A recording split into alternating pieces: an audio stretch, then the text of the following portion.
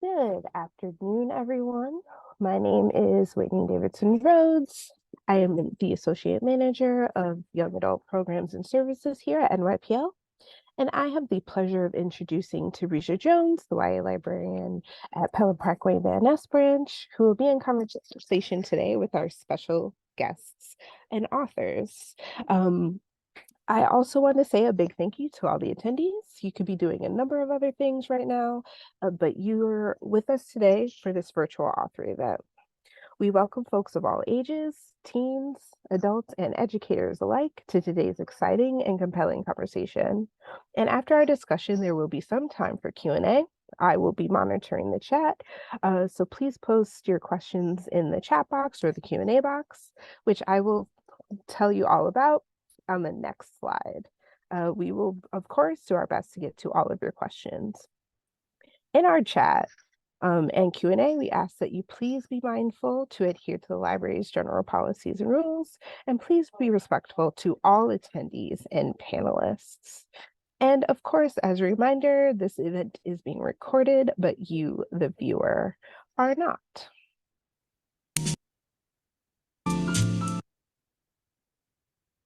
So just a little bit of housekeeping before we get started. Please keep yourself muted if you are not speaking. So on this slide, this will show you how to navigate Zoom for those who are unfamiliar. You can, to prevent any ambient noise, again, please silence your microphone, which is the microphone icon. You can do that by placing your cursor at the bottom of the screen and clicking that. One of the icons is, sorry, there's also a phone icon that you can use to leave this call, and a camera icon that indicates the turn on and off your camera, 100% optional. Live transcript is turned on. You can also turn on captions by clicking the button that says CC at the bottom of your screen. And you can raise your hand by clicking the hand icon or under reactions. Please take a moment to familiarize yourself with these functions while I take the next few minutes to share some library information before starting today's program. So, the New York Public Library has reopened most of its branches locations across Manhattan, the Bronx, and Staten Island, except those undergoing improvements.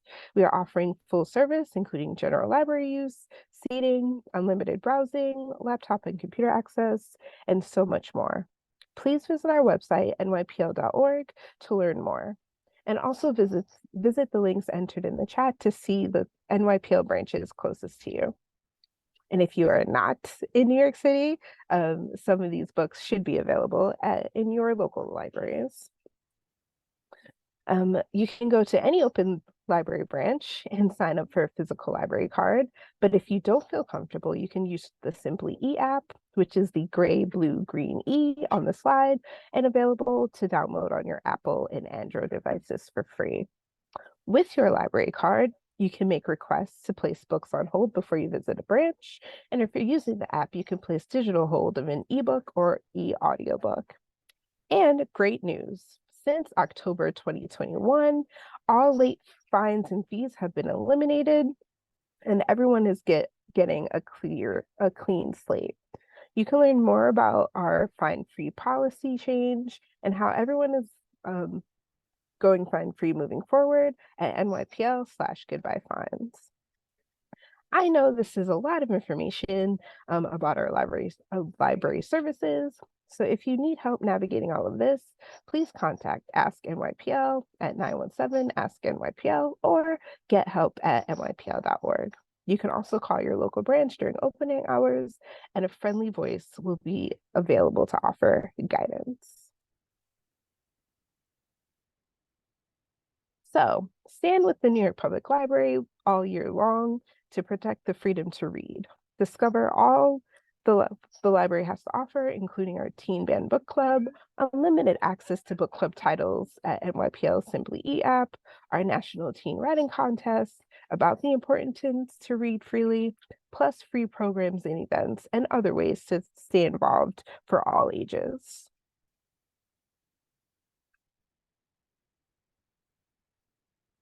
So next, we just have a couple of upcoming programs. And if you're looking for more library programs like this, here are just some amazing ones coming up. We have an author talk with Claire McFall, another one with Cynthia Murphy, and Dueling Detectives, Holmes versus Poirot.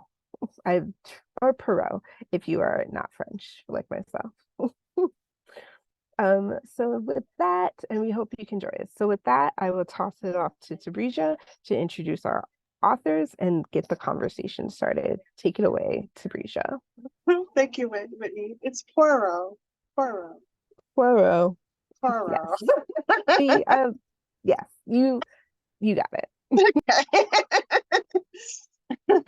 Thank you, Whitney, and good afternoon, everyone. My name is Nichelle Giraldes, and I'm the young adult librarian of the Pelham Parkway Van Ness branch, located in the Bronx, and I have the extreme pleasure of introducing our special guest today.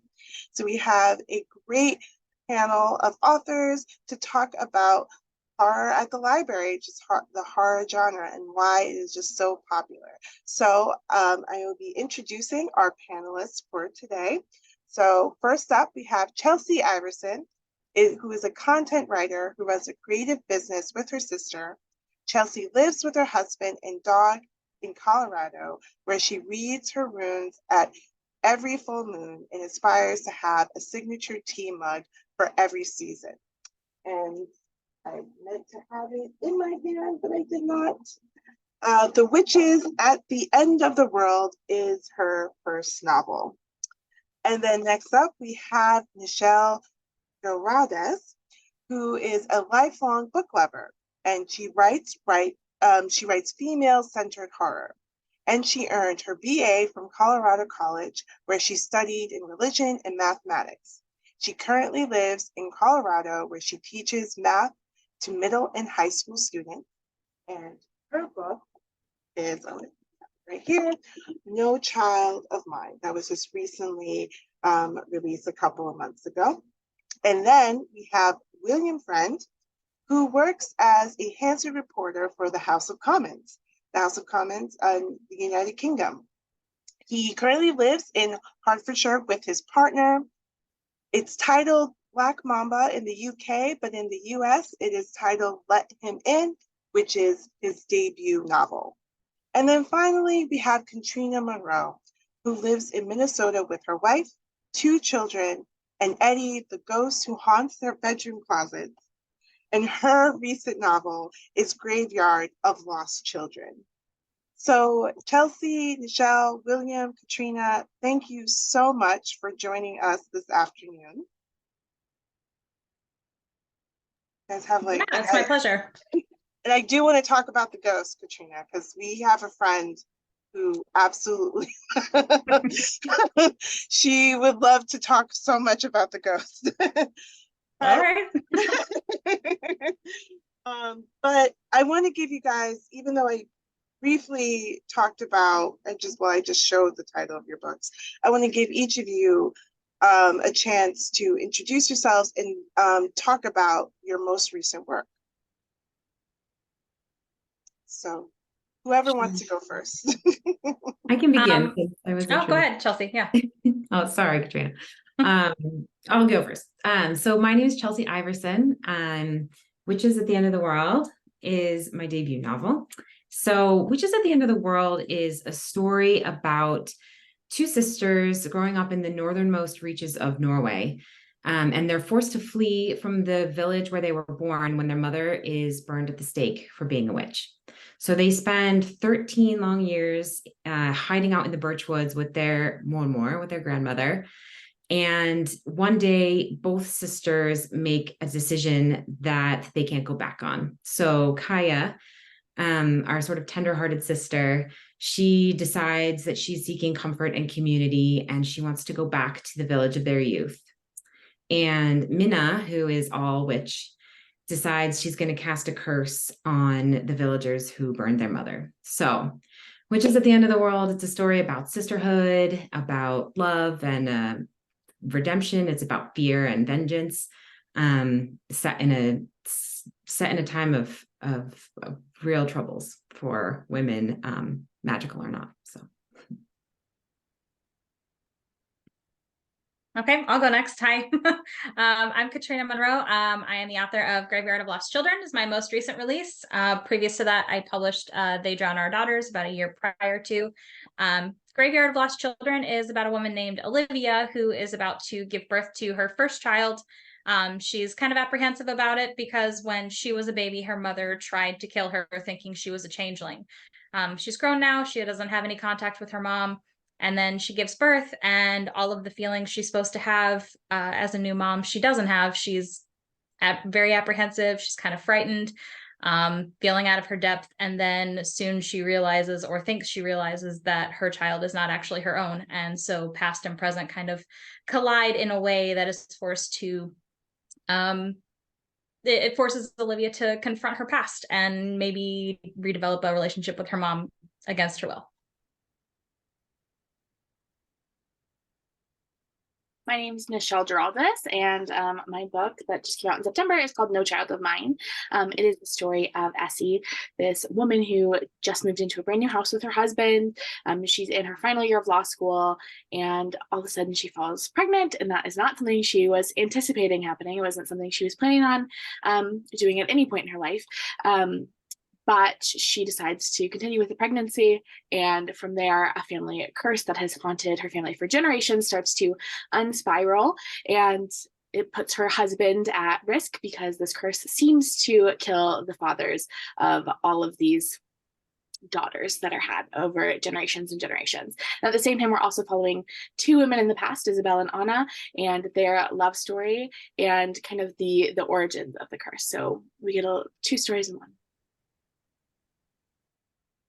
Hello, I'm William Friend, and my book is Let Him In, and it tells the story of two twin girls called Sylvie and Cassia, and their mother has died 9 months before the story begins in a tragic accident.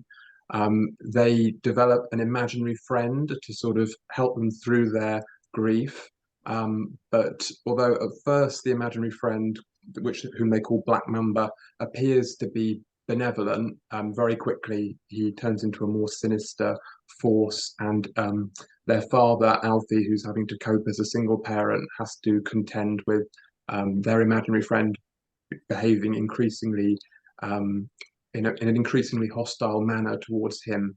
And yeah, the story sort of unfolds from there. Thank you. And I all of them just sound so amazing and just like great for this time of year, Halloween, but also great for any time of year. But I definitely wanted to like come with this panel because horror seems to be a genre that it has imploded and keeps growing every year, whether if it's in the month of October or in February, it just seems to be such a popular genre. And I definitely wanted to start off this like with this question, is like, why do you think horror genre is something that a lot of readers feel connected with or in tune with? Like, what is your opinion on that? Shall I start? Because my answer is I don't know, which is the one answer you're not supposed to give in these things. But I kind of don't feel that anyone knows, because it's something unique about human beings, I think, that we seek out negative experiences and turn them into positive experiences somehow, whether it's like bungee jumping or eating spicy foods or whatever it is, all these things that no other species of animal do other than human beings. And I guess horror is the same. I mean, not everyone likes horror, but for those of us who do, it's got to be something to do with what makes us uniquely human, I think, whether that's, creativity or whatever it is, that ability to reframe something negative as something positive is, yeah, a profound mystery, I feel. But I know I love horror, and I'm sure all of us do who are here. Yeah, to kind of add to that, I think that horror for me is about finding comfort in the discomfort. It's a really good place to talk about really difficult subjects because you go into horror expecting to be uncomfortable. So when something difficult comes up, like in my book, we talk a lot about postpartum depression is not necessarily something people choose to read about in their fiction, but it's kind of presented in this horror package where you walk in knowing that there's going to be tingles, you know that there is going to be discomfort, like I said. So I think that it's a safe place, weirdly, horror is. So I think people know that kind of subconsciously, and they're attracted to it because of that. Yeah, I definitely agree with what Katrina was just saying. I think there is something about being able to explore those things that are really scary, those darker aspects of life, but also knowing that at the end of the day, you can close the book, like you can put it away. And also just like the format of a book, it's going to have an ending, even if that ending doesn't like, you know, completely defeat whatever spooky thing is happening. There is something about having that closure that we're not promised when we encounter scary things in our real life that I think makes horror a really compelling genre to read.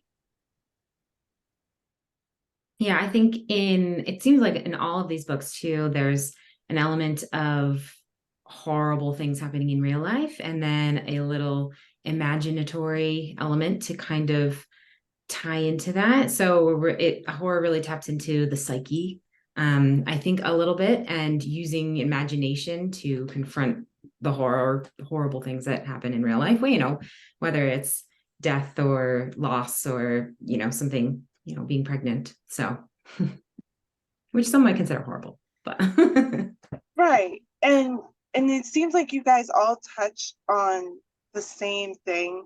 Like you said, like it dives into the horrible aspects like of real life. And then there's loss and grief. And a lot of your answers and also a lot of your books touch on that. And then there was this article that I recently read from on the Lit Help website where they asked like how horror helps us confront and understand grief and loss. And it seems like you are all in agreement that horror sometimes like touches like it gives people a chance to, even though there is like a dark aspect, like with Will's book, Let Him In, they're dealing with a loss and it's like this monster manifests because it's comforting them, but then it gets out of control. And it seems like you're all touching on that, like how readers can use horror to understand like that's something that is just like taken away from them. And I just found that very interesting. And I don't know if you guys wanted to elaborate more on that, like how it can, like horror can expand and help people dealing with like if they've dealt with like a grief or a loss in your life. Yeah, I definitely agree with that. I a lot of times when I talk about my journey to being a horror writer, I wasn't always a horror writer. It wasn't my genre. I wasn't a fan of it, but also my understanding of horror was incredibly limited. So I really didn't know what was out there. And writing horror has kind of given me avenues, both as a writer and a reader, to kind of plumb the depths of things that are probably better left for my therapist, but have not made it that far yet. But writing about these kinds of things, like with postpartum depression or loss in Will's book, is, you know, it's a way to broach the subject in a safe and non-judgmental way. I also feel when you have supernatural elements in a book or potential supernatural elements in a book, they can be quite a good sort of ambiguous symbol. So in my book, Let Him In, at the beginning of the book, you're very much trying to think about the girl's grief and how, you know, whether the imaginary friend is a manifestation of their grief, their feelings towards their father. But then as the novel goes on and Alfie, their father, starts to sort of almost form his own relationship with the imaginary friend, you start to question, you know, he starts seeing strange things in the house and hearing strange things. And the question of the novel shifts over as to what does this imaginary friend mean and represent to their father, and then the girl's aunt gets involved, and she knows potentially more about what's going on with the girl's behavior than she's letting on, so there's a bit of mystery there. But then it's about what does the imaginary friend represent for her. So because the supernatural is inherently mysterious and unknowable, and that it's a useful literary device, I think, for interrogating how multiple characters can deal with grief or whatever the extreme emotion might be in different ways, and how they interpret it differently and respond to it differently. Mm-hmm. Yeah, I think for me, there's definitely an aspect of grief that's woven into most of the horror that I've written.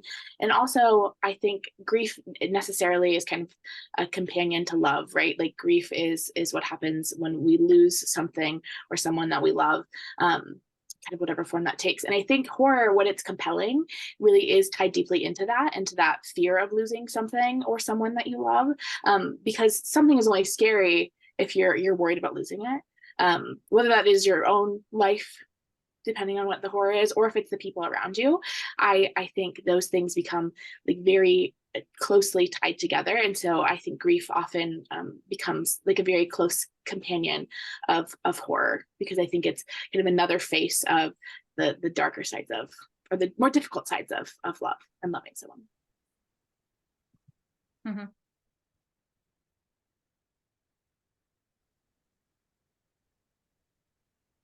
Oh, You're muted. You're muted, my love. Yes. You think 2023, I would have gotten this. I don't know, Chelsea, you didn't want to add, you don't have to. I don't want to put Oh yeah, I can put in some feedback.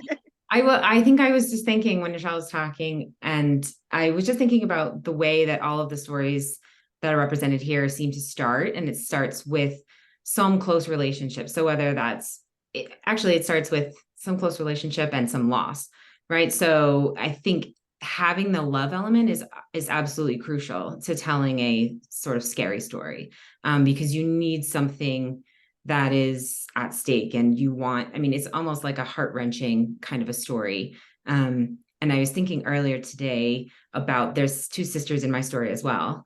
And the idea of telling a story about sisters is you can confront one scary thing that happens, or one terrifying thing, your mother burning at the stake for being a witch, and completely react in two very different ways.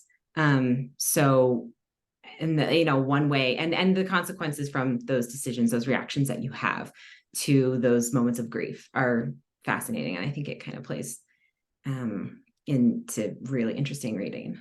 So.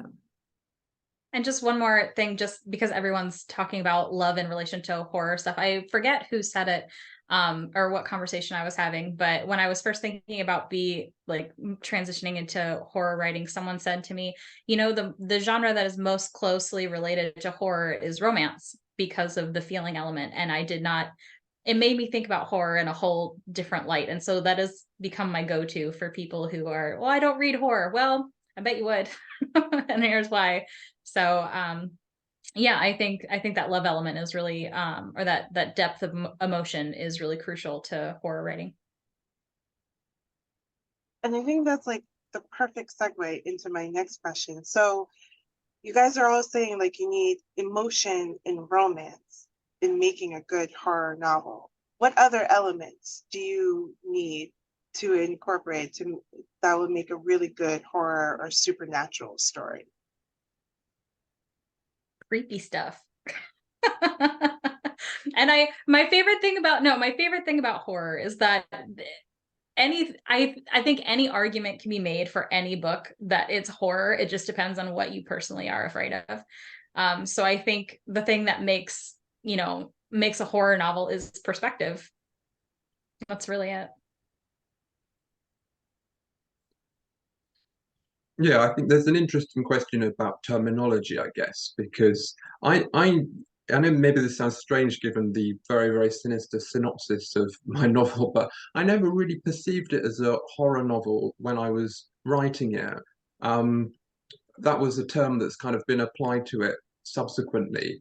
But yeah, I think I thought of it more as a gothic novel, and perhaps those are slightly, they're obviously related terms, but I think the term horror, it really centers that kind of physical, almost like physiological response to the text, like terror, you know, shivers down your spine, the hair standing up on the back of your neck. Whereas I think, I mean, all novels that are sort of categorized as horror, or a weepy novel, or whatever it is that sort of centers that kind of physiological response, it's always going to be a bit reductive, because all fiction hopefully does more than just produce that kind of response. So for me, I always thought of it as a gothic novel, and I always took that term to mean something that, to think about it sort of etymologically, it's like uh, harping back to the past, something that's from a long time ago, a sort of romantic feeling of something that's lost, or something that's hidden or buried, that reawakens. So there's definitely a lot of fertile ground within the broad umbrella of horror gothic fiction for stories that explore the sort of real depths of someone's psyche, things that they don't want to face up to themselves, things that they've kept buried. And I think that's always very interesting and appealing, when you've got a novel that can take you sort of deeper under the skin of a character, and reveal all the things about them that they don't even want to face up to themselves. I'm definitely going to start referring to novels as weepy now. That was my favorite thing you said. Well, I just meant it as in, sometimes the term horror can be used as a kind of, perhaps not a put down, but it's kind of like a way of putting something into a box, isn't it? Yeah. And not appreciating it for all the other things that it's got going for it. Yeah. So I didn't mean, that wasn't a pejorative No. against weepy novels. I'm sure, I mean, Tess of the D'Urbervilles I was very weepy at the end of that, but it's fantastic work of fiction. It's just a great word, weepy. We don't use it in America enough. Oh, I see. There you are. I was weepy about Tess of the D'Urbervilles for another reason. I was just glad that I was sad that I was put through that torture of reading it, because I did not enjoy it. Oh no. But that's another conversation for another day. That's yeah, horror panel after dark. Yeah. Uncut.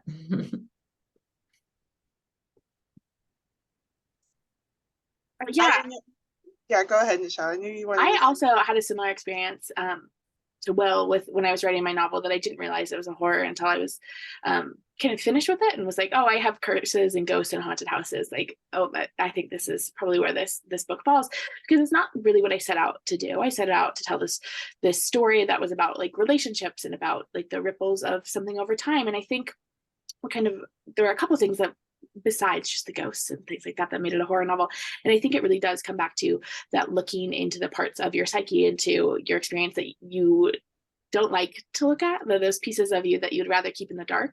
I think that tends to lend to a horror novel. And I also think that like visceral, very like present physical feeling, even within the pages of the text, like the text itself, I think tends to focus on like a really physical, being very present. Like a horror novel is much less scary if it's very far removed from the events. You want to be kind of with the characters in a way that is like very, very present. And I think that happens in a lot of genres. In books that are well written, you often feel like you're like with the characters. But I think particularly with horror, it becomes very important, because something can't be scary if you're not kind of along with the characters, if you're not kind of tucked inside of them for the length of the story. Mm-hmm. That's all good. Great answer. I was similar to you, Katrina. I was never a big fan of horror. It was my friend, and other fellow mystery reader. She got me into reading some horror books, and it's a totally different aspect. I think it's like, and I think it's like a perfect segue into my next question, because I don't particularly like watching horror. I like reading it. I don't have a problem with it. So I wanted to ask everyone here, like, what do you think is much scarier or much like better for you? Reading horror or watching horror? I I think have an it kind answer of for that. depends. Oh, Oh, Chelsea, no, go ahead, please. sorry, Katrina. I was, this is like recently on my brain because I was thinking about a spooky book that I recently read, and I listened to it.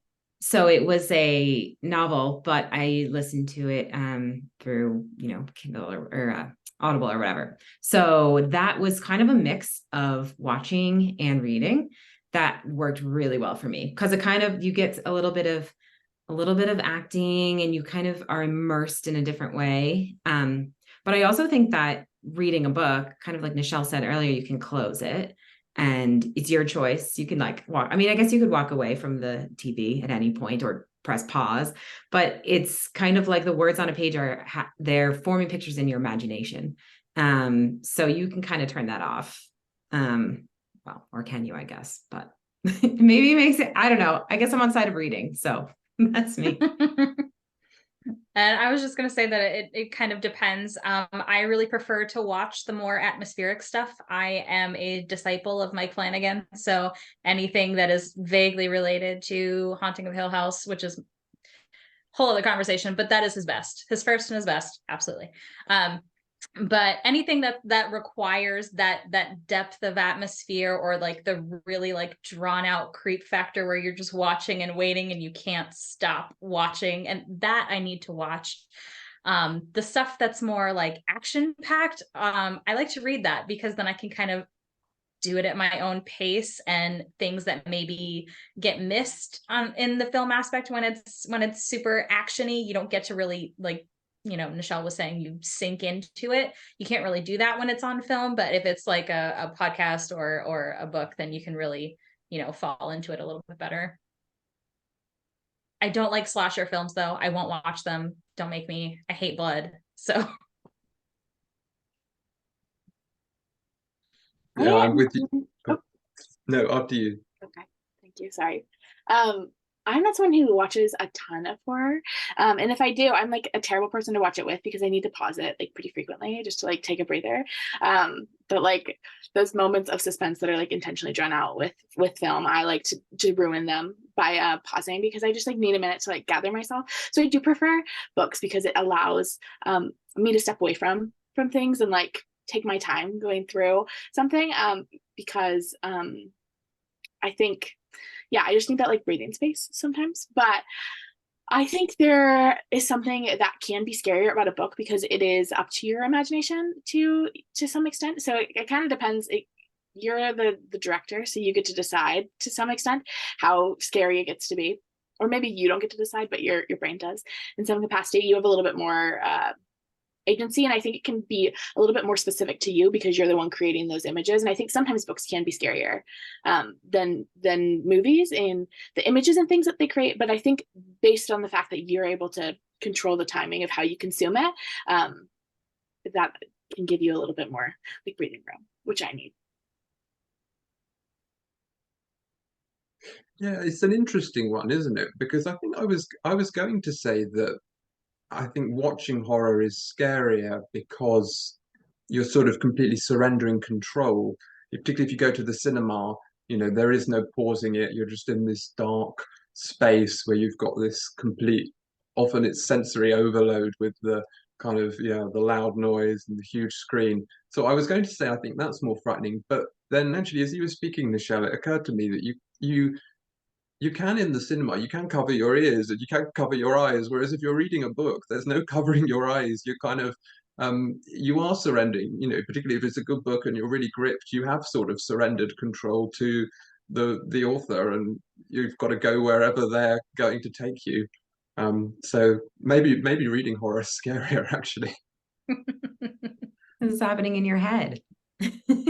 Yeah. I have a question for the group. Why does this work? Like when you're watching something scary and you go like this, it makes it less scary. I don't know why, but It breaks that like whole fourth wall thing where you're not as like into it. You see your fingers in front of your face, and so you're like, okay, it's fine. I'm in my own house. I I think rec- yeah, I recently did that. We with Whitney, I saw Nope, and there was a scene where that there were like creepy things coming out, and I covered my eyes. Like I was like, I told Whitney's like, is it over? Is it gone? Is it over? So it was comforting, even though I was still in the movie theater and I was right there, and she was looking at me like, really? Got scared of that? It's like, it's creepy things coming out of nowhere. Of course I got scared. It's the Yeah. least scary of all of his movies. The least scary. But there was a scene where like a fake out scene. So yes, that part was scary until you realize it was a fake out. But it is still the least scary of all of his movies. Still though. That's why it's called Nope. Exactly. No. We literally said that throughout the whole time, like, nope. So it really just captured the experience. Yeah. Because like he gets it, we get it. Nope, out, we're done. But I do, like Whitney mentioned in the chat, I do love slasher films, but I will not watch anything that deals with a doll that comes to life. That's another Nope for me. Yep, exactly. Nope, I will not. No Chucky, no Megan. It's a doll that's coming to life and killing people. I will say, just as a quick aside, and we're getting way off track here, but Megan was actually really good. I've heard good things about it. Scared the hell out of me, but it was so good. And also children who are like possessed or not even possessed, and they just decide to kill people. That creeps the hell out of me on screen. I will read it in a book, because I did recently read a book about children who had bad intentions, and that was really good. But on screen, no, I'm not. But imagining that, because I'm going to look at every kid and like saying like, oh my God, or what are you thinking? That's not comforting to hear from a young adult librarian. Okay, so we're going to go on. We're going to go on to, so let's do something a little fun. Yeah, no Chucky, no Freddy. I came up with this this and that, a Halloween edition. So I'm going to ask everyone, of our panelists here, like, which one would you prefer? So in celebration of Halloween. So whenever you're ready, you can just shout out the answer. Okay. So witches or zombies? Witches every day. Witches. witches. I want to write a witch I was gonna novel one say, day. don't leave us behind, Will. No, witches, definitely. Okay. Sorry, Whitney. Can I interject about the witches? I have a Yes. theory as to why maybe we all decided witches and not zombies, because witches are more like people and they have backstories. They're more rich. A zombie is just, undead. So Yeah. Yeah. No, I completely agree, Chelsea. It's like, because witches have powers. Zombies are just like brains. Like, that's it. Like, Boring. okay. You got to get into the berserker zombie genre. You got to get Can't. into it. It's like 28 Days Later, Project Wolf Hunting, bunch of other things. But if you really want to be scared, it's always the berserker zombies for sure. Okay, next up, vampires or werewolves? Ooh, that's a good one. Is this the Edward versus Jacob debate all over again? Because I Yes. can't relive that. I can't. I won't. vampires for sure. Yeah, I'm going to say vampires. I'm going to say vampires too. Yeah, because I'm with you, Whitney. the second novel that I'm editing at the moment has got a vampire Ooh. theme. So there you go. I've got to say vampires. I'm a werewolf girl. I mean, vampires are great. I do love a good vampire story, but werewolves have started to kind of grow on me a little bit, especially God, what was a recent one? Such Sharp Teeth by Rachel Harrison. I love that book. I love a good werewolf, especially a female werewolf. Give it. I want it. Okay. And Katrina, this might be a little closer home to you. Ghosts or demons? Ghosts. I was raised Catholic. Get it away. Why would you do that to me? You're so mean. That's horrible. I would definitely go ghosts too. Demons are actually, you guys talked about dolls and being like a no-go. Like demons are pretty, like those will really, I avoid those. They scare me a little too much.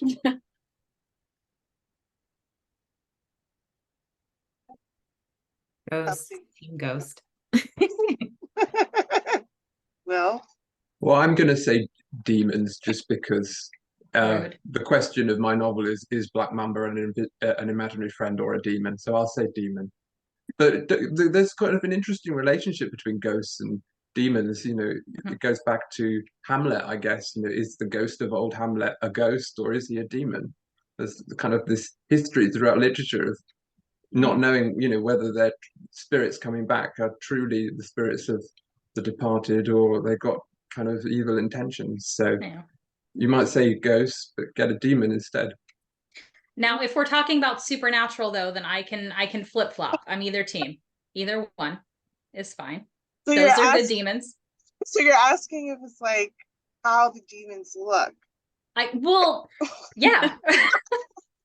Isn't that aren't we going back to the vampire werewolf question then? Like that's why people want the vampire, right? Because they're hot. So yeah. I mean, it is a good point, yeah, because it didn't stipulate. It's like, how do the demons look? So, okay, trick or treat? Treat. Yeah, treat. Treat. Tricks. Give me some tricks. Are we horror novelists or what? I like a good snack. Well, yeah. She was like, yeah, I didn't. Tricks is a cereal. That's true. Okay, scary movies or scary stories? Scary stories. Stories. I feel like we're obligated to say scary stories. Yeah. Like, are we gonna get like shot if we say scary movies? Yeah, I there's know. a line in our contracts. Not by us. Source books will be getting a recording. Just saying. Emily, are you listening? We all said stories. She is here. Chocolate or sour candies? Sour candies. Same. I would go chocolate. Chocolate. 100%. Ooh, I there's feel a like fight. Chelsea wanted to say chocolate, but she's like, I don't want to be the only one who said chocolate.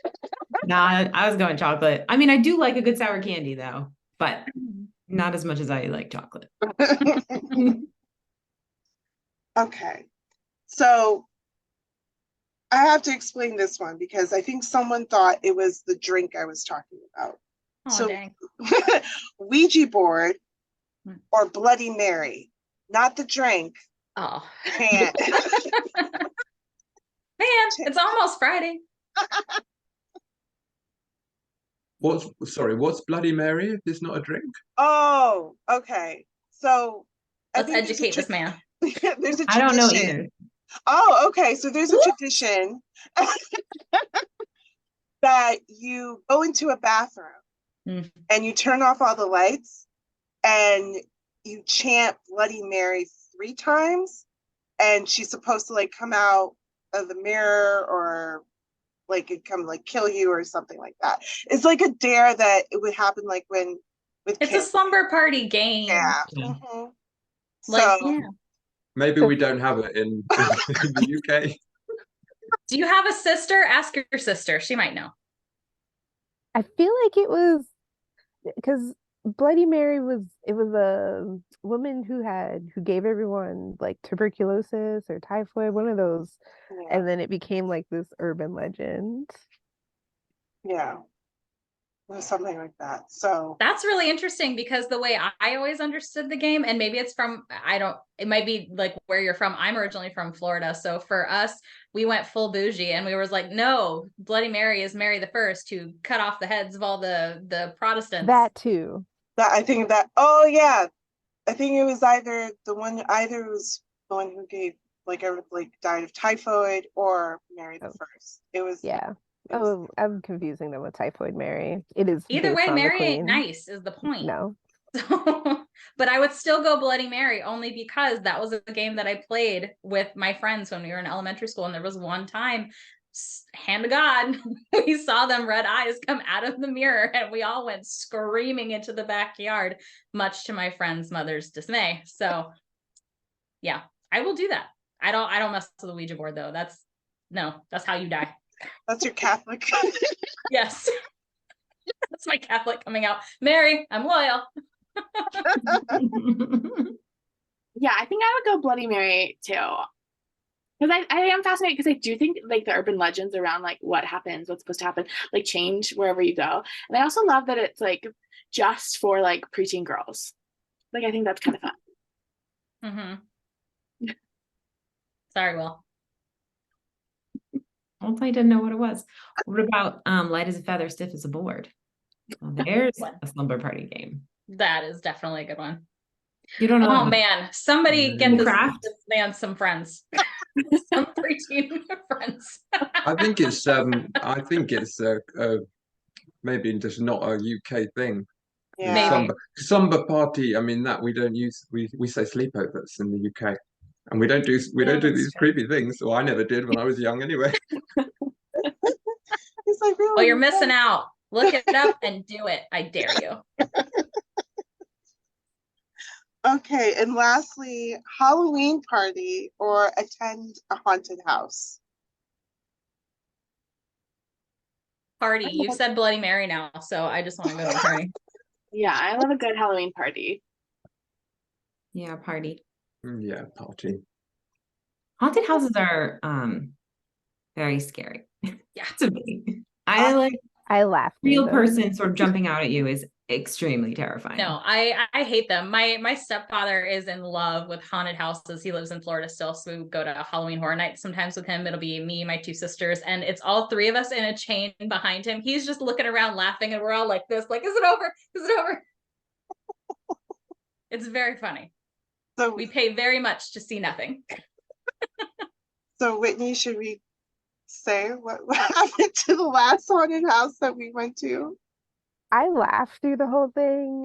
Tabrisha sacrificed me. I did. Okay, first of all, you were there and he needed someone, so I just nudged you in that direction. So basically, in a real horror, Tabrisha could not be on my team. Could not be on my team because I know she would sacrifice me to save herself, but then like she'd be by herself at the end of the day. Pick one for the team. It'll be fine. I want to be the final girl, like at the end of the day. That's what I was trying to be. I feel no, there can only be one. Pushing you in the, I was like, not Jennifer Love, Hewitt, and Brandy. There can only be one. Take her. Oh, that's great. So thank you for playing the game. And we have about 5 minutes left. So I wanted to ask one final question. So since you guys are starting in the horror genre field, you have these great books that I hope that everyone in our audience members will go out and check out in our library collection or wherever their local library is located.